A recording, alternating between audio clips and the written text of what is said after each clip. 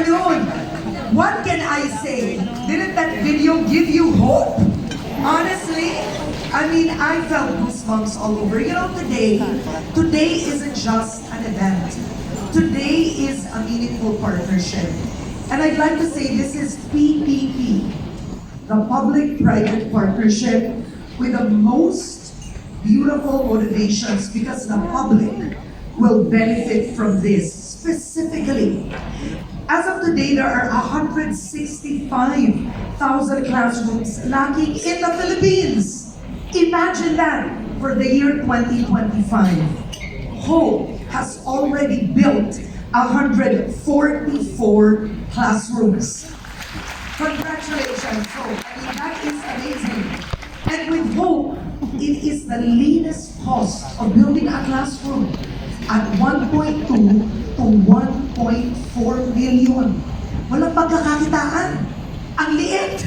Dapat inatayo na to. So today we are launching a movement. This is the Hope Movement. And it's powered by brands.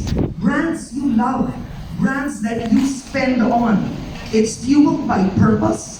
Their stakeholders, the customers, will be stakeholders in nation building. This is such a brilliant initiative.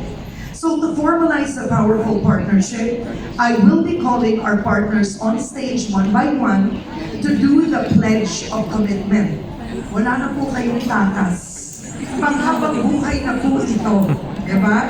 But first, please give a hand to Princess, a student from Nicolas Dani Aligado Aivee Integrated School who flew in from Mindanao.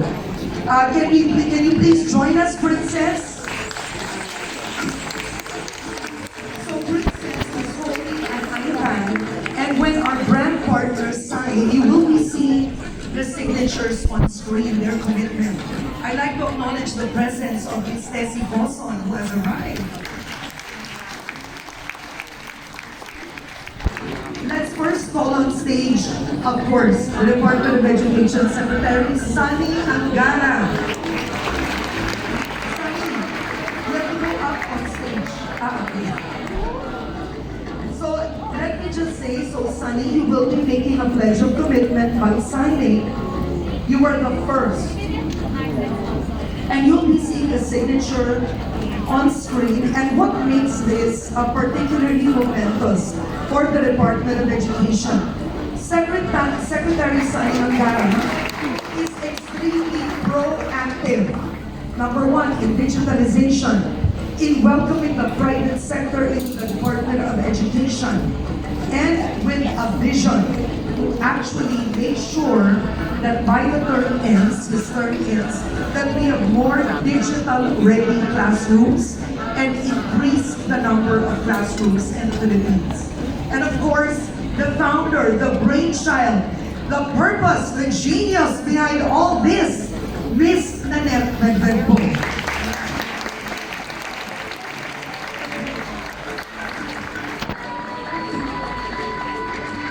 So when I first interviewed Nanette on Head Start many years ago, she even had to clarify what Hope Water was. The concept was so new to the Philippine market that it was actually for profit, but already that the customers were giving a stake into building a classroom.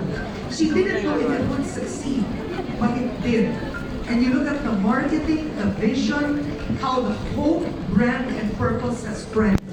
From recycling, upcycling, planting more trees, making sure plastic is minimized by companies. So bravo to you, Nanette Medved-Po, founder of Hope.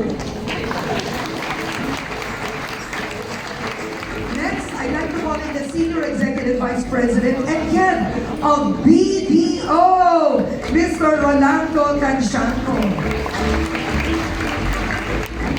So BDO is the largest bank in the Philippines, largest credit bank holders, customer base in the Philippines, and the partnership goes for every 1,000 pesos spent on your BDO Hope MasterCard. So remember that, it's the BDO Hope MasterCard, 5 pesos will go to a Hope classroom. can you imagine how many consumers use a BDO MasterCard? I'll be asking later if you can convert your rewards. Next, Mr. Joby Hernandez, the President and CEO of Metro Pacific Agro Ventures, Carmen's Best. So as you can see on stage, there's a special collaboration between Hope and Carmen's Best. It's called Hope in a Pint. So it's over here. The flavor we have is salted caramel. So I'm curious if there will be more flavors, wherein a certain percentage of the sales will be going to building a Hope classroom.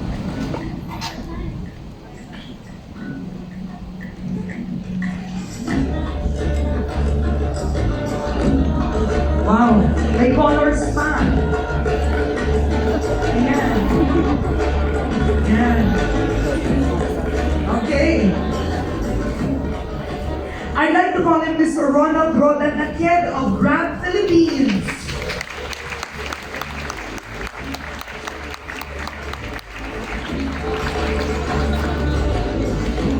Thank you so much, Grab Philippines.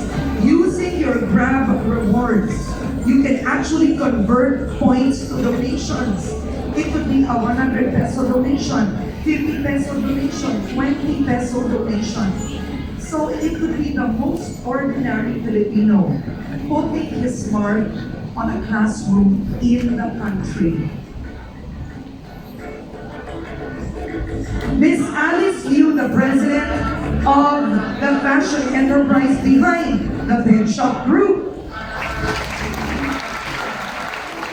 So if you can see right now what Nanette and Tutsi are wearing, they've already launched the Penshoppe and Hope collaboration. This will be launched on June 4.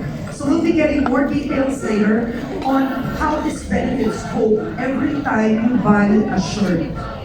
And I'd like to call in my college friend, Dr. Aivee Clinic, the co-founder and president of the Aivee Group. Already holding the merchandise. This is a sample of a special merchandise between Hope and the Aivee Group. That's brilliant.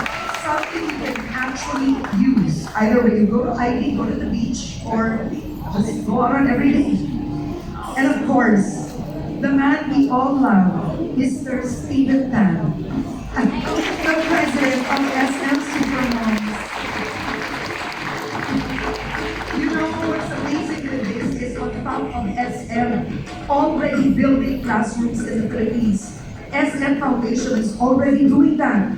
But they have partnered with Hope through SM Water. It is now an SM Water co-branded with Hope, and you can imagine the sales of SM Water. What a difference this will make to building more classrooms. And of course, Miss Bea Soriano-Dee, the co-founder and head of product development of Sunnies Studios.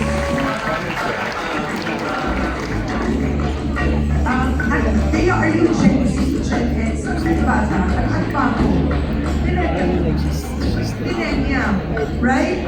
A millennial founded brand that's one of the most successful in the Philippines. And as you can see, it's over here. You know, one of the best products that Sunnies has released is the flask, right? They reinvented the shape of the flask, and there'll be a Hope, is that correct? Flask product coming out soon. So please, let's give our partners and leaders a big round of applause. Thank you so much for assisting us. Congratulations. Now we're going to take the conversation further. You'll all have to sit down, and I have a few questions for you. So it will be clear because we have reporters here in the hall with us today. Thank you so much for members of the media. What's the number the value of putting good news out, the value of letting consumers know how they can participate. That's the key in making this project successful. So